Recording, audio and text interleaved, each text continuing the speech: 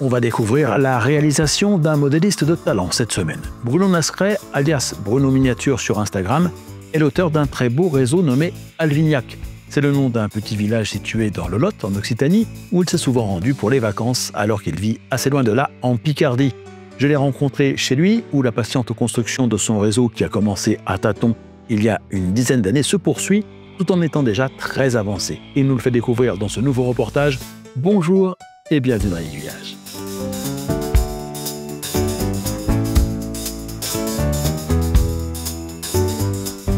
Si l'on devait résumer en une phrase la philosophie de Bruno dans sa pratique du modélisme ferroviaire, ce serait « pas de prise de tête ». Et il l'a bien sûr appliqué à la création de son réseau personnel, dont la construction a commencé de manière très empirique. Pas de plan, mais un tracé de voie qui s'est tout d'abord adapté aux contraintes de la pièce, avant d'être revu et corrigé après avoir constaté que la circulation des trains, qui se résumait alors à parcourir un grand ovale, n'était pas des plus attrayantes. Bruno a alors réfléchi à un circuit un peu plus élaboré qui a fini par lui donner satisfaction. Mais bon, regarder passer des trains, c'était bien, mais le moment était venu de passer à la phase de la construction d'un décor. Et pour cela, il fallait trouver un thème d'inspiration et, à tant qu'à faire, un nom pour le réseau. Ce sera Alvignac. Allez savoir pourquoi. Alvignac, justement, c'est parce qu'il n'y a pas de gare. Et c'est un village du Lot que je connais un petit peu parce que j'allais en vacances à côté, à Miers. Enfin, c'est Miers-Alvignac d'ailleurs. Et puis, quand il a fallu trouver un nom pour le réseau, j'ai dit, tiens, pourquoi pas Alvignac? Personne ne pourra faire de comparaison, étant donné qu'il n'y a pas de gare. Donc, ça me permet d'être un peu libre dans mon choix de voie, de bâtiment. Voilà, quoi. Ouais, le fait qu'il n'y avait pas de réseau, qu'il n'y avait pas de gare, du coup, tu t'es dit, je peux tout inventer, quoi. Voilà, exactement. En faisant comme ça, au moins, il n'y a pas personne qui va me dire « Ah ouais, mais non, l'aiguillage là, il est 10 mètres plus loin, ou je sais pas quoi. » Là, au moins, c'est libre. Et alors, cette invention, qu'est-ce qui t'a inspiré? Qu'est-ce que tu as voulu faire quand tu as fait le réseau? Je pense que tu avais un petit peu des idées de ce que tu voulais. Oui, alors en fait, je voulais un réseau où on puisse manœuvrer et aussi où on puisse voir passer les trains. Donc, il a fallu combiner les deux. Et puis ça s'est fait, alors je vais pas dire au hasard parce que j'ai réfléchi quand même à la question, mais ça s'est fait un petit peu comme ça au moment des essais parce que j'avais déjà construit un réseau, et puis je l'ai modifié, la gare était trop petite, et puis après je me suis dit, tiens, si je faisais comme ça, et puis j'ai trouvé ce système avec un système de boucle de retournement, enfin un module de boucle de retournement. Donc c'est une gare en cul-de-sac, mais qui fait voie unique en fait, et qui rattrape la boucle, où les trains peuvent tourner, où je peux faire tourner 2 trains, même 3. Bon, à 3, il faut quand même surveiller, mais au moins 2 trains. Et pendant ce temps-là, je peux faire des manœuvres entre la gare et le dépôt, par exemple. Donc ça, c'était un peu le but. Parce que toi, qu'est-ce qui t'intéresse dans le modélisme ferroviaire? C'est de faire rouler tes trains, c'est de construire, c'est de décorer? Voilà, c'est construire, décorer, enfin un peu de tout, bien sûr. Disons que je me suis aperçu d'une chose, et puis quand je discute avec d'autres modélistes, ça s'avère vrai. C'est qu'en fait, au début, on est tous plein de bonne volonté, on pose les voies, les aiguillages, et puis on essaie de faire rouler un train, et puis là, ça fonctionne, du coup, on essaie une deuxième loco, une rame, machin, et puis après, on fait rouler, et puis le réseau n'avance plus, quoi. C'est ça le petit problème. Et bon, j'ai fait comme beaucoup de monde, comme ça aussi, et puis un jour, je me suis dit, bon, allez, il faut vraiment attaquer le décor, et puis j'ai commencé à faire du décor, et puis après, j'ai pris plaisir à faire le décor, à construire des bâtiments, alors soit des maquettes, soit moi-même en construction intégrale. Et puis en fait, je prends du plaisir un petit peu à tout. Alors, seule chose que je n'avais pas prévue à l'époque et que je regrette un petit peu désormais, que j'ai regretté beaucoup, maintenant moi je m'en fiche un peu, mais à l'époque, c'est que j'ai pas fait modulaire, donc je ne peux pas le transporter. Et surtout, quand il fallait faire l'électricité, il fallait aller en dessous, quoi. Se mettre à 4 pattes en dessous du réseau, c'est pas toujours pratique, quoi. Surtout quand on commence à prendre de l'âge, avoir un petit peu mal au dos ou je sais pas quoi. On est en dessous, on n'arrive pas à se retourner, on fait tomber quelque chose, on le trouve pas. Les lunettes, quand on a des progressives, forcément, quand on lève la tête, c'est la vue de haut, on voit rien, donc il faut des lunettes de vue de près en plus. Et puis quelqu'un qui vient, donc on regarde à côté, ça fait mal aux yeux, il faut remettre les autres lunettes. Voilà, c'est les petits trucs. Donc j'aurais prévu autrement, pour pouvoir lever le module et puis faire l'électricité debout, ou assis, quoi. Bon, c'est le seul regret, on va dire. Tu as travaillé combien de temps pour arriver là où il est aujourd'hui? Parce qu'on sait que ça ne sera jamais terminé, mais il y aura toujours des choses. Mais bon, oui, donc là, il est bien avancé quand même. Disons qu'à la base, c'était un réseau, une planche, comme beaucoup de monde, que j'ai commencé il y a plus de 30 ans. Ouais, il y a 33 ans, 34 ans peut-être. Même déjà avant, j'avais déjà des petits réseaux. Mais bon, là, vraiment, il y a 34 ans. J'avais une planche que j'ai coupée en deux en largeur, non, en longueur, pour rajouter 50 cm, je crois, à peu près. Et puis, lorsqu'on a eu la maison, je l'ai coupée en deux dans le sens de la longueur. J'ai mis un côté à gauche, un côté à droite. Et j'ai mis deux morceaux, comme on voit ici à la ville, et puis un ici. Et donc là, ça faisait un tour de... Enfin, pas tour de pièce, mais un réseau qui pouvait tourner comme ça, qu'on pouvait accéder au milieu. Et puis, en fait, je me suis aperçu que ça faisait que tourner en rond, ça n'avait aucun intérêt. Du coup, j'ai supprimé le morceau qu'il y avait ici, et je suis allé faire une boucle de retournement là-bas, et une ici. Et puis, au début, il y avait la gare qui était là, et le dépôt ici. Ça a été inversé. Mais disons que une dizaine d'années pour dire d'avoir un truc comme ça à peu près. Bon, après, je travaille très vite, donc j'ai eu des périodes où j'ai moins bossé, et puis après, j'ai vraiment mis les bouchées doubles, et puis ça m'a permis d'avancer beaucoup plus rapidement, quoi. Alors tu peux nous montrer un peu ce qu'on voit là sur le réseau, donc puisqu'on est là. Alors ici, c'est le dépôt. Donc le dépôt, il a une petite particularité, c'est qu'on peut traverser dans ce sens-là avec le croisement ici et ressortir par l'autre côté. En fait, il y a deux entrées, enfin, normalement, il y aurait une entrée, une sortie, mais on peut rentrer ou sortir indifféremment des deux voies. Et les aiguillages sont fonctionnels avec des tirettes, toutes simples, que j'ai fabriquées moi-même avec des tiges métalliques. Et puis un petit interrupteur pour les aiguillages qui sont réalimentés. Bon, il y en a d'autres qui ne le sont pas. Les bâtiments PN Sud Modélisme pour ces deux-là. Celui-ci, c'est Région et compagnie. Ça, c'est une maquette Ohagen, je crois, que j'ai modifiée pour qu'elle soit au bon empattement, parce que forcément, elle n'y était pas. Ça, la petite lampisterie, ça doit être du MKD, il me semble, ou du Jouef, je sais plus. Ça, pareil, pour la sablerie. Alors là, en fait, il y en a deux que j'ai mis tête bêche, une dans chaque sens. Pareil pour le portique, il y en a deux aussi que j'ai rabouté ensemble. Et les toitures, c'est des toitures décapodes. Ça, c'est une construction intégrale. Ça reprend les cuves du Tréport, les cuves à gasoil qu'il y avait en gare du Tréport. En plus de construction intégrale avec des boîtiers des boîtes de pellicule 24-36. Le poste carburant, c'est aussi du PN Sud. Et le petit poste d'aiguillage de la BIF, c'est du Région et compagnie. Ça doit être du Artitech, il me semble, en résine. Et le château d'eau, c'est aussi du PN Sud Modélisme.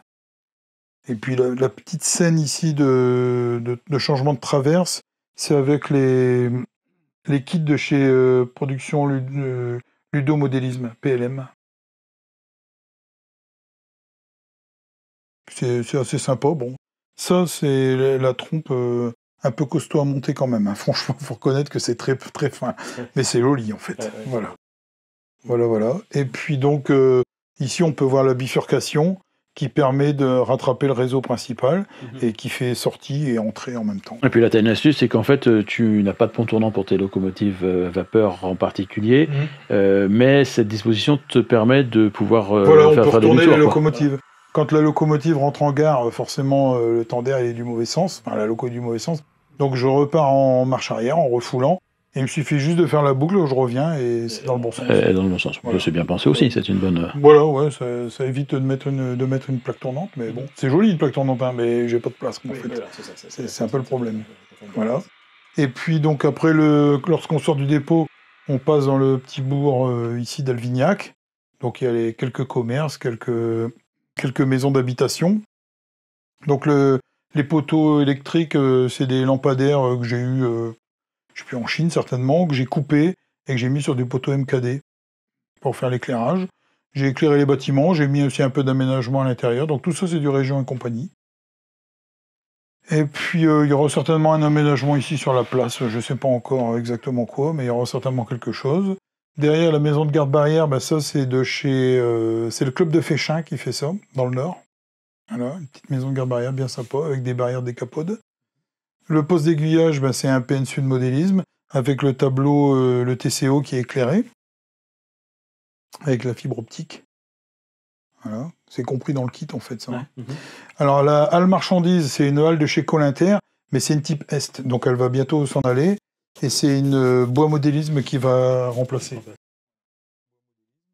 Là, il y a la petite grue griffée, et puis le château d'eau Artitec, le petit château d'eau.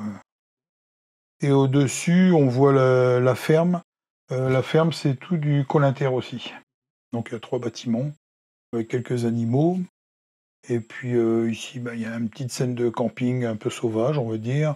Il y a les bûcherons qui sont en train d'abattre un arbre, et puis il y a un berger avec quelques moutons aussi. Alors toute cette partie-là est démontable, enfin on peut soulever le décor pour accéder dans le tunnel, pour nettoyer les voies ou un déraillement ou quelque chose. Ouais, parce que c'est un petit peu les choses un peu qui c'est... peut être un peu embêtante. Voilà. Donc là, tu t'es fait un petit TCO qui te permet de piloter tes voies autrement que manuellement. Voilà. Alors là-bas, c'est manuel. Entrée-sortie du dépôt, c'est manuel aussi en tirette. La bifurcation, on en a parlé tout à l'heure, elle, par contre, elle est en digital. C'est commandé avec la Multimos. Et puis, donc ici en gare, voilà, c'est un TCO avec des moteurs MTB. Et j'ai mis des LED bicolores. Comme ça, par exemple, on peut suivre ici, on voit que tout est vert, donc on suit l'itinéraire pour venir à cette voie-là. Si on veut ici, donc là, on va changer et ça va intervertir les 2 LED. Voilà, comme ça, l'itinéraire est tracé comme ça.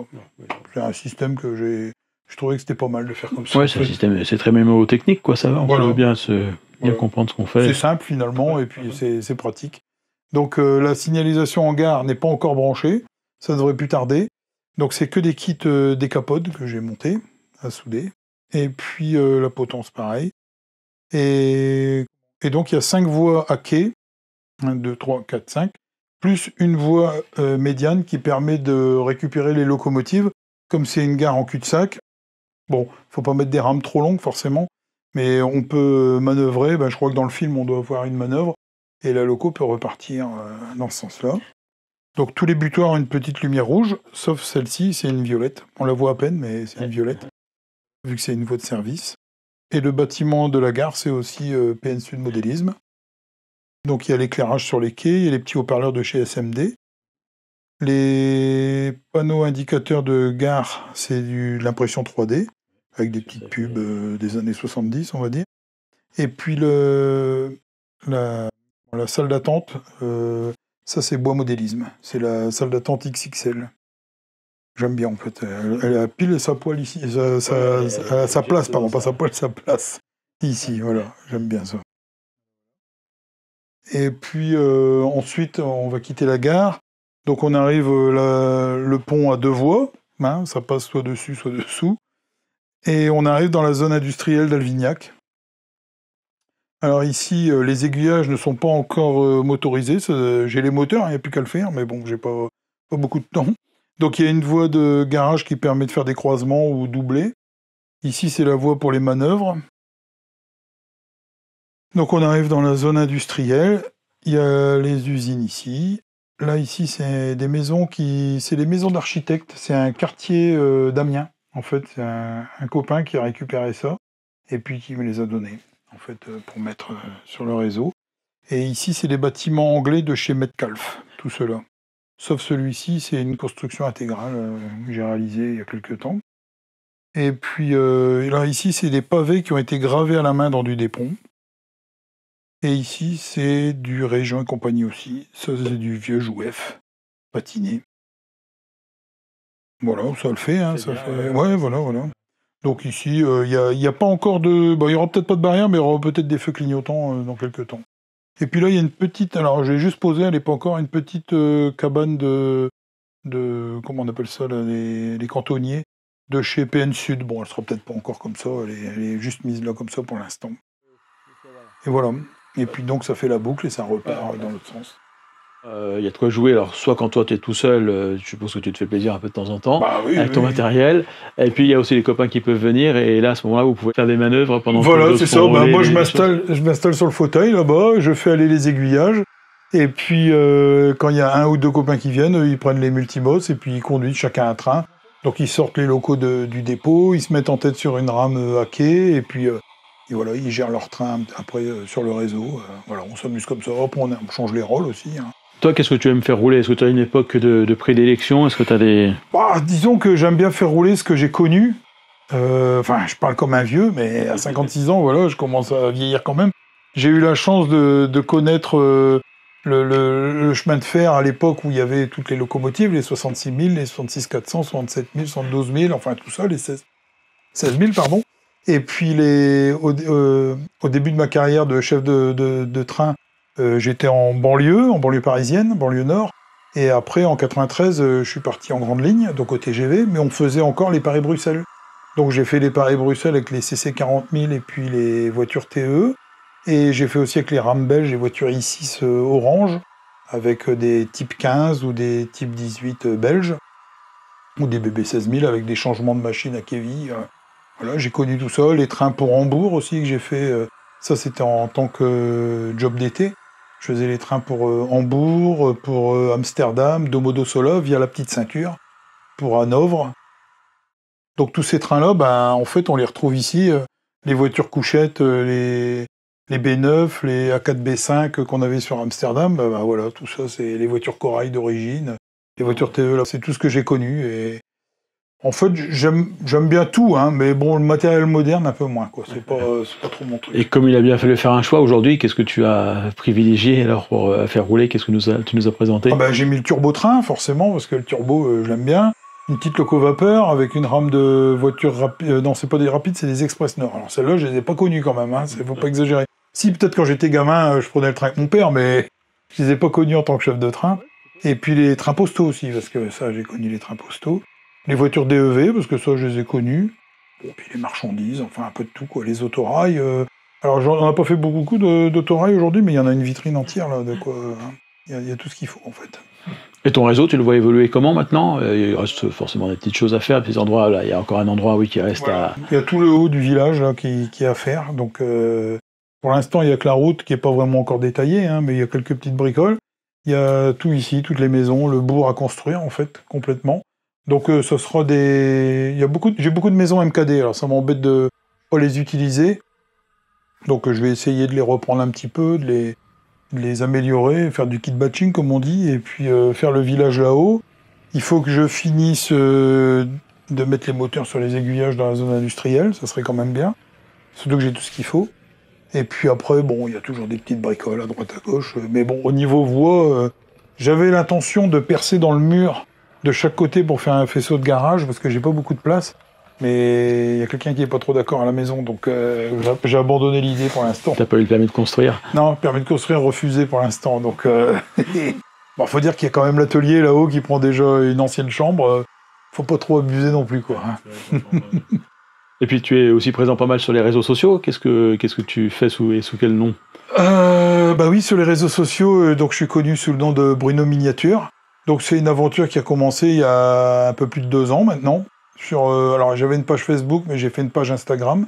Et puis ça a plu à beaucoup de monde. Donc là j'approche les 15 000 abonnés. Et puis je fais rouler mes trains, je fais des patines, donc je fais des photos, je fais voir quelques petits, bon pas vraiment des tutos, mais des petites astuces, des choses comme ça de temps en temps. En fait, c'est pas l'envie qui me manque de le faire, c'est le temps surtout, quoi. C'est ça, parce que je suis toujours en activité. Donc c'est pas toujours évident de prendre son temps, de filmer. Alors j'ai un partenariat avec Jouef, enfin avec le groupe Hornby Jouef, donc je présente pour eux des locomotives ou des autorails, enfin du matériel moteur, ou des matériels roulants du moins. Donc je présente pour eux des choses comme ça. Et puis aussi avec un nouveau partenariat avec Bois Modélisme. Et donc je vais monter bientôt une halle marchandise PLM, donc de chez Bois Modélisme, pour aller avec la gare. Et ça fait encore un truc en plus, mais bon, j'aime bien ça, donc voilà, quoi, c'est sympa. Voilà, donc tu vas expliquer un peu comment ça se fait quand tu le montes, et puis au final, on pourra la retrouver sur ton réseau. Voilà, c'est ça, exactement. Je vais faire des petites vidéos, des petites photos, et puis à la fin, l'intégration dans le réseau, quoi. Et puis surtout, comment on met en œuvre, parce que j'ai l'impression qu'il y a certaines maquettes, que ce soit chez PN Sud, ou bien chez Bois Modélisme, ou d'autres, hein, il y a des gens qui ont des petits a priori, ils se disent « ça va être compliqué, machin, tout ça ». En fait, il faut être soigneux, bien évidemment, mais c'est pas non plus infaisable, quoi. Il faut un petit peu de méthode, et puis surtout, chez eux, tout s'adapte super bien, quoi. Il n'y a pas à repasser de la lime ou du cutter ou je sais pas quoi. Il faut qu'on a coupé les petits ergots, des choses comme ça, ça va tout seul. Le plus dur, c'est la peinture, quoi, on va dire. Enfin, la peinture, non, mais la patine pour que ça rentre dans le réseau. Faut pas que ça soit ni trop sale, ni trop neuf. Ouais. toujours un plaisir de partager hein, mon modélisme, mon petit monde à moi, quoi, en fait. Hein. Alors, si je peux ajouter quelque chose, surtout pour ceux qui veulent faire du modélisme ou qui en font, ne vous mettez pas de barrière, quoi. C'est un conseil que je donne. Ah, je suis pas non plus le grand maître du modélisme, et loin de là. Hein. Mais j'entends souvent des gens qui me disent « Ah ouais, mais moi je vais faire ça, mais j'ai peur que... » Mais non, en fait, il faut prendre plaisir à faire ce qu'on a envie. Que ce soit réaliste ou pas réaliste, c'est pour soi qu'on le fait en premier. Après, si on veut faire un concours, si on veut faire des expos, bien évidemment, il faut essayer de faire quelque chose qui ressemble à la réalité, enfin, quelque chose de plausible tout au moins.